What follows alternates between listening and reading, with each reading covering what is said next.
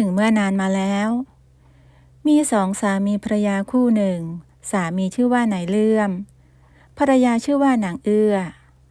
ทั้งสองมีอาชีพเก็บของป่าขายในขณะที่กำลังเดินเก็บน้ำผึ้งบนต้นไม้ใกล้ลำธารทั้งสองก็ได้ยินเสียงเด็กน้อยร้องไห้อยู่ใกล้ๆกับลำธารพวกเขาจึงรีบวิ่งไปดูอย่างรวดเร็วเจ้าเด็กน้อยยายเองถึงได้มาอยู่ที่ลำธารแห่งนี้คนเดียวประเดี๋ยวก็ตกน้ำตกท่าเอาล็อกพ่อกับแม่ของเองอยู่ที่ใดกันล่ะถึงได้ปล่อยเองไว้คนเดียวเช่นนี้ผมไม่รู้ว่าพ่อกับแม่ผมอยู่ที่ไหนครับผมไม่รู้ว่าผมเป็นใครที่นี่ที่ไหนทำไมผมถึงได้มาอยู่ที่นี่ครับนายเลื่อมกับนางเอื้อตกใจที่เห็นเด็กอายุประมาณ8 ขวบมาอยู่ในป่าเพียงลำพังและยังจำไม่ได้ว่าตัวเองเป็นใครถึงได้มาอยู่ที่นี่ทั้งสองจึงตัดสินใจพาเด็กชายกลับบ้านด้วยกันและรีบพาไปหาหมอเพื่อตรวจดูว่าเด็กชายบาดเจ็บอะไรหรือเปล่าแต่ปรากฏว่าเด็กชายกลับมีสุขภาพแข็งแรงดีนายเลื่อมได้ตั้งชื่อให้เด็กชายว่าอินทรีเป็นเด็กตัวขาวซีดเหมือนคนที่ป่วยตลอดเวลาและหลังของเขาก็มีรอยแผลขนาดใหญ่ตรงกลางหลังทั้งสองข้างราวกับว่าเคยโดนทำร้ายมาก่อนนายเลื่อมและนางเอื้อพยายามสืบหาว่าพ่อกับแม่ของอินทรีเป็นใครโดยได้สอบถามกับชาวบ้านในหมู่บ้านรวมถึงหมู่บ้านใกล้เคียงก็ไม่พบพ่อกับแม่ของอินทรีนางเอื้อจึงได้รับเลี้ยงอินทรีไว้เองเพราะทั้งสองแต่งงานกันมาเกือบ10 ปีแต่ก็ยังไม่มีลูกสักทีนางเอื้อรักอินทรีราวกับว่าเขาเป็นลูกแท้ๆของตัวเองส่วนอินทรีก็เป็นเด็กดีเลี้ยงง่ายเชื่อฟังนายเลื่อมและนางเอื้อตลอดหลายปีที่อยู่ด้วยกันมาสองสามีภรรยาขยันทำงานอย่างหนักเพื่อส่งเสียให้อินทรีได้เรียนหนังสือกับโรงเรียนในหมู่บ้านในโรงเรียนอินทรีสนใจเรียนดนตรีไทยเขาสามารถเล่นดนตรีไทยได้หลายชนิดจนครูทุกคนในโรงเรียนต่างทึ่งในความสามารถของเขาทว่าเขากลับเรียนดนตรีไทยเพียงเพราะว่านายเลื่อมเป็นคนบอกให้เขาเรียนเมื่อเรียนจบนายเลื่อมต้องการให้อินทรีเป็นครูสอนวิชาดนตรีให้กับเด็กๆในหมู่บ้านต่อไปเพื่อเป็นหน้าเป็นตาของครอบครัวทุกวันอินทรีจะต้องเดินทางไปสอนหนังสือเขาเป็นคุณครูที่มีแต่เด็กๆรักเพราะความใจดีและมีเมตตาที่อินทรีมอบให้ทุกคนทว่าอินทรีกลับต้องการเป็นนักร้องประจำหมู่บ้านในหมู่บ้านมีวงดนตรีตระเวนรับงานทั่วทุกจังหวัดวันไหนที่มีงานอินทรีจะไปนั่งฟังนักร้องประจำวงร้องเพลงทำให้เขาอยากร้องเพลงมากที่สุดเป็นความใฝ่ฝันเขาไม่กล้าที่จะเล่าให้นายเลื่อมและนางเอื้อฟังอินทรีรู้สึกโดดเดี่ยวที่ทั้งสองต้องการให้เขาเป็นคนในแบบที่ทั้งสองต้องการเขารู้ดีว่าเขาไม่ใช่ลูกในไส้ของนางเอื้อและนั่นก็เป็นเหตุผลที่อินทรีไม่กล้าเอ่ยในสิ่งที่ตนเองต้องการเขาจึงได้ขอพรต่อเทวดาบนฟ้าให้ดลบันดาลความสุขมาให้เขาเสียทีและทุกครั้งที่รู้สึกอ้างว้างเขาก็จะมองขึ้นไปบนท้องฟ้าและรู้สึกคุ้นเคยกับข้างบนนั่นวันหนึ่งในหมู่บ้านได้จัดงานประจำปีที่จะมีพวกชาวบ้านต่างมาขายของกันอย่างคึกคักรวมถึงมีวงดนตรีแสดงทั้งคืนอินทรีรีบขออนุญาตนายเลื่อมและนางเอื้อเพื่อที่จะไปเดินเที่ยวเล่นเมื่อมาถึงงานเขาเห็นว่าวงดนตรีกำลังซ้อมร้องเพลงอินทรีดีใจมากที่ตนเองมาทันเห็นวงดนตรีกำลังซ้อมเพราะเขาต้องการขึ้นไปร้องเพลงด้วยอินทรีจึงตัดสินใจเดินไปหาหัวหน้าวงท่านหัวหน้าครับผมขอร้องเพลงสักเพลงจะได้ไหมครับ เองอยากร้องเพลงอะไรล่ะพ่อหนุ่มได้สิข้าเองก็อยากหานักร้องหน้าใหม่อยู่เหมือนกันเมื่ออินทรีได้ขึ้นไปยืนบนเวทีเขารู้สึกได้เลยว่าเขามีความสุขที่สุดเหมือนว่าเขาได้ทำในสิ่งที่เขารักและถนัดระหว่างที่อินทรีกำลังขับร้องเพลงอยู่นั้นเสียงของเขาก็ได้ก้องกังวานราวกับแก้วใสทำให้คนที่อยู่บริเวณนั้นต่างหยุดเดินและหันมาฟังเพลงที่เขาร้องทันทีที่เสียงเพลงจบลง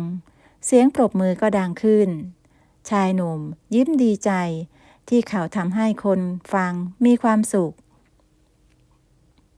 เองร้องเพลงเพราะมากพ่อหนุ่มข้าไม่เคยได้ยินใครร้องเพลงเพราะแบบนี้มาก่อนเลยเองสนใจจะมาเป็นนักร้องกับวงข้าไหมล่ะผมรู้สึกเป็นเกียรติมากครับท่านหัวหน้าวงแต่พ่อกับแม่ของผมคงรู้สึกแย่ถ้าหากผมมีอาชีพเป็นนักร้องชายหนุ่มรู้สึกผิดหวังที่ความฝันของตนอยู่ไกลแค่เอื้อมแต่ก็ไม่สามารถคว้าไว้ได้เขาจึงกลับไปสอนดนตรีเด็กๆที่โรงเรียนตามเดิมเมื่อกลับถึงบ้านนายเลื่อมก็มายืนรอตรงหน้าบ้านแล้วเองขึ้นไปร้องเพลงมาอย่างนั้นหรืออินทรีข้าบอกเองแล้วใช่หรือไม่ว่าไม่ให้เองร้องเพลงชาวบ้านลือกันว่าครูสอนดนตรีเด็กๆไปร้องเพลงกับวงดนตรีแม่ไม่เห็นด้วยที่เองทำแบบนี้แม่จะเอาหน้าไปไว้ที่ไหนฮะอินทรีมันไม่มีอะไรน่าอายหรอกครับแม่ผมก็แค่ไปร้องเพลงและตอนนั้นวงดนตรีก็อยู่ในระหว่างฝึกซ้อมถ้าเองไม่เชื่อฟังพวกข้าเองก็ออกจากบ้านข้าไปซะแล้วก็ลืมเรื่องที่ข้าทำงานหนักเพื่อส่งเสียเองให้เรียนหนังสือเมื่อนายเลื่อมพูดจบอินทรีก็เดินออกจากบ้านทันทีทุกครั้งที่เถียงกับนายเลื่อมจะเป็นคนไล่อินทรีให้ออกจากบ้านเกือบทุกทีอินทรีเดินตรงไปยังป่าใหญ่ที่ทั้งสองเคยพบเขารู้สึกว่าในป่าเป็นพื้นที่ที่อบอุ่นราวกับว่าเป็นบ้านหลังที่สองของตนเองรวมถึงบนฟ้าก็เช่นกันชายหนุ่มเดินมาหยุดตรงต้นไม้ใกล้ลำธารเพราะเป็นที่เดียวที่เขาจำได้ว่าอยู่ๆตัวเองก็มาอยู่ตรงนี้และยืนร้องไห้เรียกให้คนมาช่วยแต่ทันใดนั้นเองก็ปรากฏแสงสว่างจ้าขึ้นที่ด้านหน้าต้นไม้ทำให้อินทรีตกใจและกลัวมากเมื่อแสงสว่างหายไปก็กลายเป็นชายแก่หนวดยาวยืนตรงที่แสงสว่างแทนสวัสดีข้าเห็นเจ้ามานานเจ้าโตขึ้นเยอะเลยนะท่านเป็นใครเหรอครับและทำไมท่านถึงรู้จักผมมันอาจจะยังไม่ถึงเวลาที่เจ้าจะต้องรู้แต่ข้ารู้สึกเห็นใจที่เจ้าโดนลงโทษจากเบื้องบนผมโดนลงโทษจากเบื้องบนผมยังไม่ได้ทำอะไรผิดแล้วเบื้องบนคือใครกันเหรอครับเบื้องบนก็คือที่ที่เจ้าจากมาไงล่ะแต่ถ้าเจ้าถามหาความสุขกำลังจะมาหาเจ้าเมื่อชายแก่พูดจบเขาก็ได้จากไปโดยทิ้งให้อินทรีสงสัยในสิ่งที่ชายแก่นั้นพูด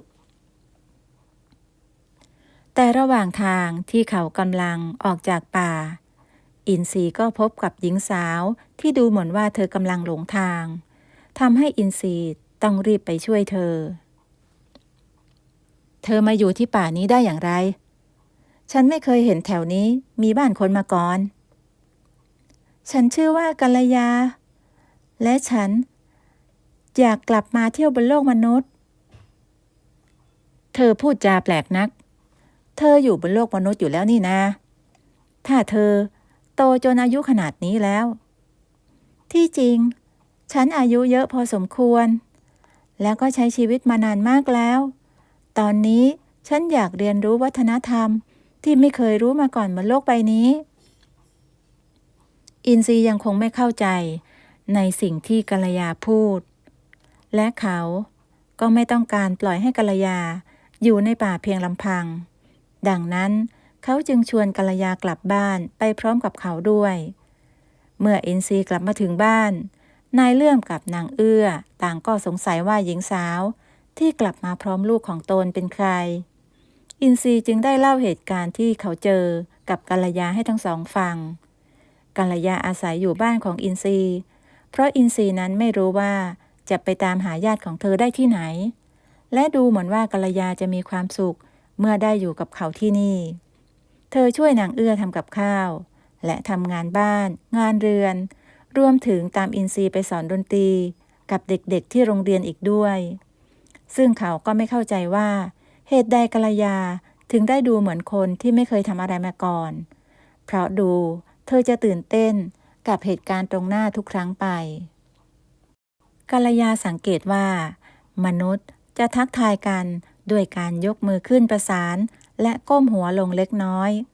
เธอก็จะคอยถามอินทรีว่าการกระทำแบบนี้หมายถึงอะไรและอินทรีก็ตอบว่าเป็นการทักทายและเป็นวัฒนธรรมของคนไทยกัลยาได้สังเกตอีกว่ามนุษย์ทำอาชีพหลากหลายและเธอรู้สึกว่าอยากทำให้เป็นทุกอาชีพทุกอย่างบนโลกมนุษย์ที่มนุษย์กำลังทำให้เธอตื่นเต้นตื่นตาตื่นใจแต่สิ่งที่กัลยาถูกใจมากที่สุดดูจะเป็นการได้ฟังอินทรีร้องเพลงและเธอเองก็รู้สึกคุ้นเคยกับเสียงร้องเพลงของอินทรีเหลือเกินราวกับว่าเคยได้ยินเสียงอันไพเราะแบบนี้ได้ที่ไหนสักแห่งหนึ่งวันหนึ่งขณะที่กัลยากำลังช่วยนางเอื้อทำอาหารอยู่นั้นอินทรีก็ต้องการหาคำตอบให้ได้ว่าเธอคือใครและมาจากไหนเพราะเขาไม่เห็นว่าจะมีญาติหรือใครอื่นตามหากัลยาเลยสักคนสิ่งที่อินทรีเห็นในตัวกัลยาก็คือแหวนทองวงหนึ่งที่ดูเหมือนเป็นของมีค่าที่กัลยาใส่ติดตัวอยู่ตลอดเวลาทำให้เขาเข้าใจว่ากัลยาแต่งงานและมีครอบครัวแล้วฉันขอถามเธออีกครั้งว่าเธอเป็นใครแล้วก็มาจากไหนเธอมีครอบครัวแล้วหรือยังฉันเห็นเธอใส่แหวนไว้ตลอดเวลาเลยแหวนวงนี้สำคัญกับฉันมากจ้ะแต่จะให้ฉันบอกอย่างไรดีว่าฉันเป็นใครเพราะฉันเกรงว่าเธอจะไม่เชื่อในสิ่งที่ฉันพูดเธอก็เล่าให้ฉันฟังก่อนจากนั้นฉันจะเชื่อหรือไม่ก็แล้วแต่สิ่งที่เธอเล่าออกมาจากนั้นกัลยาก็ได้เล่าให้อินทรีฟังว่าเธอคือกินนรีที่เดินทางมาจากดินแดนสวรรค์เบื้องบนที่สวยงามข้างบนนั้นงดงามเกินกว่าที่มนุษย์บนโลกจะจินตนาการได้ไม่ว่าเธอต้องการสิ่งใดเพียงแค่นึกคิดทุกอย่างก็เกิดขึ้นตรงหน้าทันทีสิ่งที่สำคัญบนสวรรค์มีแต่ความสุขแต่นั่นก็ทำให้กัลยารู้สึกขาดแรงบันดาลใจเธอรู้สึกว่าไม่มีอะไรน่าเรียนรู้อีกแล้วและเธอก็ได้พบเทวดาท่านหนึ่งที่มีปีกหักกัลยาจึงได้ถามท่านเทวดาตนนั้นว่าเหตุใดปีกท่านถึงมีสภาพเป็นเช่นนั้นและเขาก็ได้ตอบว่ามีเทวดาน้อยตนหนึ่งเล่นซุกซนมาเด็ดปีกของเขาทำให้เทวดาน้อยตนนั้นได้รับโทษโดยการลงไปเป็นมนุษย์และเพิ่งจะลงไปส่งเทวดาน้อยตนนั้นกัลยาได้ยินว่าเทวดาตนนี้สามารถลงมายังโลกมนุษย์ได้เธอจึงขอให้เขาช่วยบอกวิธีการเดินทางและเขาก็ได้มอบแหวนทองคำให้กัลยาพร้อมกับบอกว่าแหวนวงนี้สามารถทำให้ผู้ที่สวมใส่เดินทางมายังโลกมนุษย์ได้เพียงแต่ถ้าไม่ใช่เจ้าของแหวนที่แท้จริงแหวนวงนี้จะทำงานได้เพียงครั้งเดียวเท่านั้นกัลยายังเล่าต่ออีกว่าเหตุผลที่ทำให้เธอลงมายังโลกมนุษย์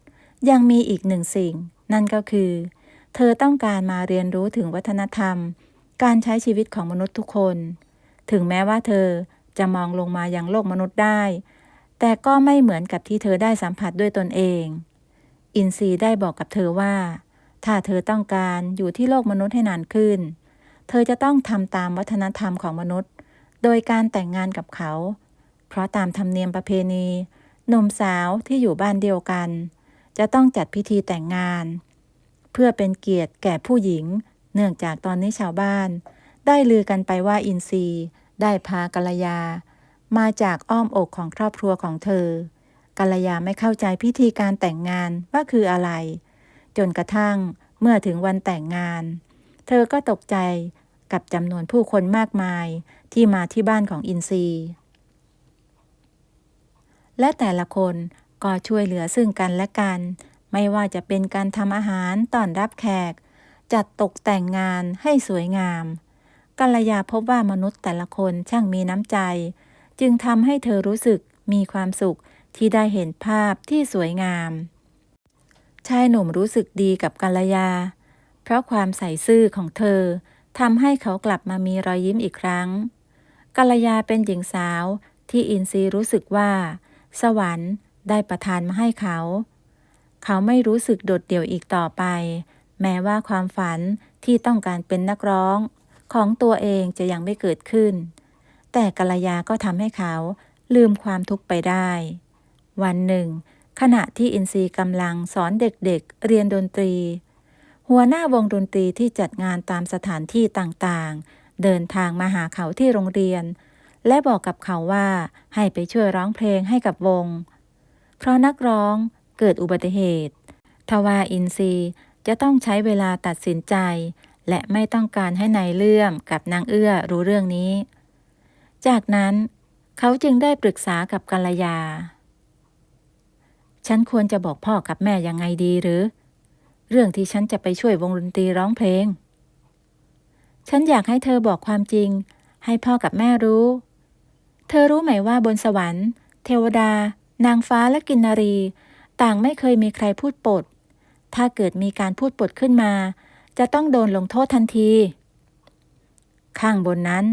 ยังมีการลงโทษด้วยหรือทั้งที่ควรจะเป็นสถานที่ที่มีความสุขที่สุดและมีอิสระแต่สวรรค์ก็ไม่ต้องการให้มีใครทำให้เกิดความทุกข์มิเช่นนั้นเทวดานางฟ้าและกินนารีจะต้องอยู่อย่างทุกข์ทรมานยิ่งกว่ามนุษย์เพราะถ้าได้รู้จักความทุกข์แล้วก็จะไม่กลับไปมีความสุขอีกเลยอินทรีจึงตัดสินใจเล่าให้นายเลื่อมและนางเอื้อฟังเรื่องที่เขาจะเป็นนักร้องให้กับวงดนตรีเพื่อช่วยงานของหัวหน้าวงทำให้อินทรีรู้สึกเป็นอิสระและโล่งใจจากความทุกข์ที่เขาได้บอกความจริงออกไปแม้ว่านายเลื่อมจะดูไม่พอใจทว่านายเลื่อมก็เข้าใจแล้วว่าความสุขของลูกชายของตนคือการที่ทำให้เขาได้ทำในสิ่งที่เขารักตกดึกอินทรีได้ขึ้นไปร้องเพลงในฐานะนักร้องนำชาวบ้านที่ได้ฟังเพลงต่างก็เต้นรำกันอย่างสนุกสนานเสียงของอินทรีดังก้องกังวานไปทั่วหมู่บ้านทำให้คนที่ได้ฟังเสียงของเขารู้สึกมีความสุขภายในงานเต็มไปด้วยเสียงหัวเราะกัลยารู้สึกสนุกกับมนุษย์ไปด้วยถึงแม้ว่าจะไม่รู้จักกันแต่มนุษย์ทุกคนก็สามารถมีความสุขร่วมกันได้ทว่าเสียงของอินทรีทำให้กัลยารู้สึกว่าเหมือนเธอเคยฟังเสียงกังวานนี้บนสวรรค์เมื่อตอนที่เธอยังเป็นกินนรีน้อยเสียงอันไพเราะที่เธอได้ฟังเกือบทุกวันแต่ยิ่งเธอนึกเท่าไหร่ก็นึกไม่ออกเสียทีในขณะที่กัลยากำลังเต้นรำอย่างมีความสุขกับชาวบ้านที่มาฟังเพลงของอินทรีร้องทันใดนั้นเองแหวนที่นำทางเธอมายังโลกมนุษย์ได้หลุดหายไปทำให้กัลยาต้องก้มหาอย่างร้อนรนใจแม้จะพยายามหาเท่าไหร่ก็หาไม่เจอกัลยารู้ดีว่าถ้าเธอสวมแหวนอีกครั้งมันจะนำทางเธอไปยังสวรรค์ทันทีแต่ตอนนี้กัลยาเกือบลืมเรื่องราวทุกอย่างบนสวรรค์ที่เธอจากมาเธอรู้สึกว่าเหมือนเธอเป็นมนุษย์คนหนึ่งเท่านั้นเมื่ออินทรีร้องเพลงสุดท้ายจบหญิงสาวรีบวิ่งเข้ามาหาเขาและบอกอินทรีให้รีบช่วยหาแหวนก่อนที่จะมีคนเจอแหวนของเธอเสียก่อนมิเช่นนั้นกัลยาจะถูกเทวดาลงโทษทั้งสองคนช่วยกันตามหาแหวนแต่หาเท่าไหร่ก็หาไม่พบจนกัลยาถอดใจอินทรีเห็นว่าภรรยาของตนเป็นทุกข์เขาจึงได้ขอความช่วยเหลือจากชาวบ้านให้ช่วยกันตามหาแหวนให้กับกัลยาพวกชาวบ้านตอบตกลงทันที ชาวบ้านทุกคนจำแหวนที่กัลยาใส่ได้เพราะพวกเขาเห็นกัลยาใส่ในงานแต่งของเธอกับอินทรีในวันนั้นชาวบ้านทุกคนก็ออกตระเวนตามหาแหวนวงเล็กจิ๋วสีทองกันทั้งคืนอย่างไม่รู้จักเหน็ดเหนื่อยทำให้เธอรู้สึกสำนึกรู้คุณของมนุษย์แม้สิ่งของจะไม่ใช่ของพวกเขาแต่น้ำใจอันงดงามที่เธอได้รับจากมนุษย์ช่างยิ่งใหญ่สำหรับกินนรีอย่างเธอในที่สุดอินทรีก็พบแหวนของกัลยาที่ตกหล่นอยู่ใต้เวทีหญิงสาวดีใจมากเธอหันไปขอบคุณชาวบ้านทุกคนที่มีน้ำใจช่วยหาของสำคัญให้กับเธอฉันคงใส่แหวนวงนี้ไม่ได้แล้วเพราะถ้าสวมใส่มันอีกครั้งแหวนวงนี้จะพาฉันกลับไปยังสวรรค์ทันทีถ้าอย่างนั้นฉันจะเก็บแหวนวงนี้ไว้กับตัวเธอจะได้หามันไม่เจออีกตลอดไปกัลยาไม่กล้าเอ่ยปากบอกกับอินทรีว่าเธอมีเวลาอยู่บนโลกมนุษย์อย่างจำกัดไม่ว่าจะยังไงเธอก็หนีเหล่าเทวดาที่จะลงมาตามตัวเธอไม่ได้ต่อให้เธอจะหลบซ่อนที่ไหนเทวดาก็จะหาตัวเธอจนพบในที่สุดหลายเดือนผ่านไปกัลยาใช้ชีวิตคู่กับอินทรีอย่างมีความสุขโดยที่ไม่มีมนุษย์คนไหนรู้ว่าเธอคือกินนรีที่ลงมาเที่ยวอย่างโลกมนุษย์แม้เรื่องราวที่เธอได้ฟังจากเทวดาตนอื่นว่าโลกมนุษย์นั้นช่างวุ่นวายกัลยาก็พบว่าความวุ่นวายน่าจะเป็นเพียงแค่กลุ่มคนบางกลุ่มเท่านั้นเพราะยังมีมนุษย์อีกหลายกลุ่มที่มีจิตใจดีหญิงสาวได้ช่วยสอนเด็กๆในโรงเรียนวาดรูปตอนที่เธออยู่บนสวรรค์เธอเป็นกินนรีที่วาดรูปเก่งที่สุดเธอจึงได้ถ่ายทอดวิชาที่ติดตัวมาให้เกิดประโยชน์กับมนุษย์อินทรีเพิ่งเห็นภรรยาตนเองวาดรูปเป็นครั้งแรกก็ต้องชื่นชมในฝีมือของเธอความเก่งของทั้งคู่ทำให้ชาวบ้านทุกคนให้ความเคารพตอนนี้ทุกคนต่างเรียกกัลยาว่าครูเพราะเธอสอนเด็กๆวาดรูปโดยไม่คิดค่าเรียนอินทรีสอนอยู่ในโรงเรียนก็มาสอนเด็กๆร้องเพลงด้วยเพื่อให้เด็กๆมีวิชาติดตัวแต่อยู่มาวันหนึ่งขณะที่อินทรีและกัลยากำลังเดินทางกลับบ้านก็ได้มีชายแก่ที่อินทรีได้พูดคุยเขาปรากฏกายขึ้นตรงหน้าทางเข้าป่าชายแก่คนนั้นเรียกให้ทั้งสองเดินเข้าไปหาอินทรีและกัลยาเดินตามไปทันทีเมื่อทั้งสองเดินมาหยุดอยู่ตรงหน้าที่อินทรีถูกพบชายแก่ก็ยืนรอเขาอยู่แล้วพวกเจ้าทั้งสองใช้ชีวิตกันอย่างมีความสุขหรือไม่ฉันมีความสุขมากที่สุดเลยจ้ะท่านเทวดาเธอรู้จักชายแก่ตรงหน้านี่ด้วยเหรอกัลยารู้จักสิจ๊ะก็ท่านเป็นเทวดาที่มอบแหวนนำทางให้กับฉันมายังโลกมนุษย์ใบนี้ไงล่ะเจ้ารู้กฎของสวรรค์ดีใช่หรือไม่กัลยาเจ้าอย่าลืมว่าเจ้าเป็นกินนรีที่อยู่บนสวรรค์ฉันทราบดีจ้ะท่านเทวดา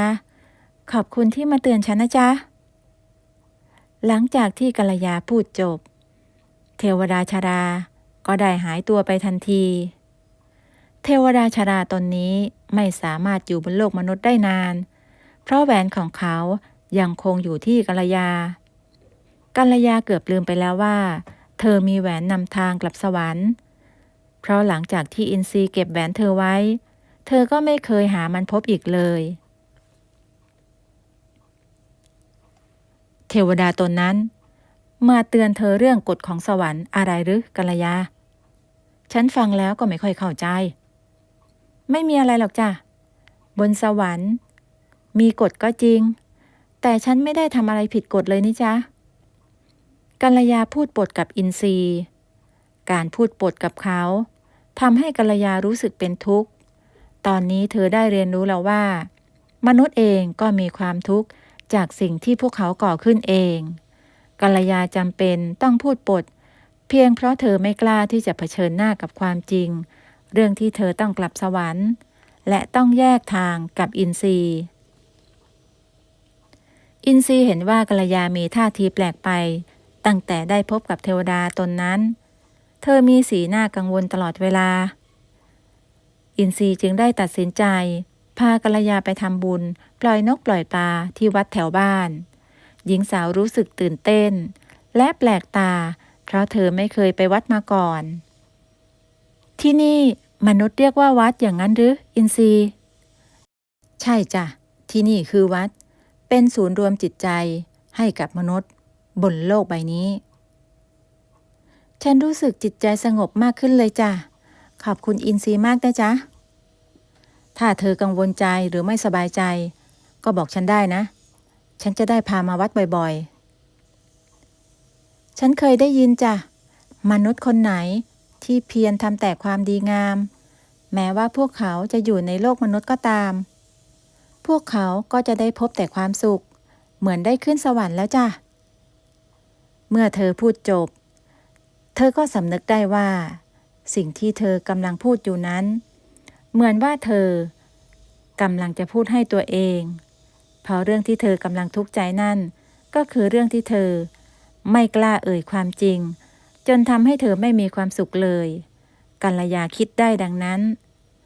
ก็ได้บอกความจริงกับอินทรีเรื่องที่เธอต้องเดินทางกลับไปยังสวรรค์เร็วๆนี้แต่แล้วก่อนที่กัลยาจะได้บอกความจริงออกไปเทวดาชราก็ปรากฏกายขึ้นทันทีข้าจะเป็นคนบอกมนุษย์คนนี้เองว่าถึงเวลาที่เจ้าจะต้องเดินทางกลับบนสวรรค์แล้วแต่ยังมีอีกเรื่องหนึ่งที่เจ้าทั้งสองจะต้องรู้เอาไว้นั่นคือกฎของสวรรค์ใช่หรือไม่ท่านเทวดาที่ภรรยาของข้าต้องกลับสวรรค์แล้วยังมีเรื่องอะไรอีกที่ข้าจะต้องรับรู้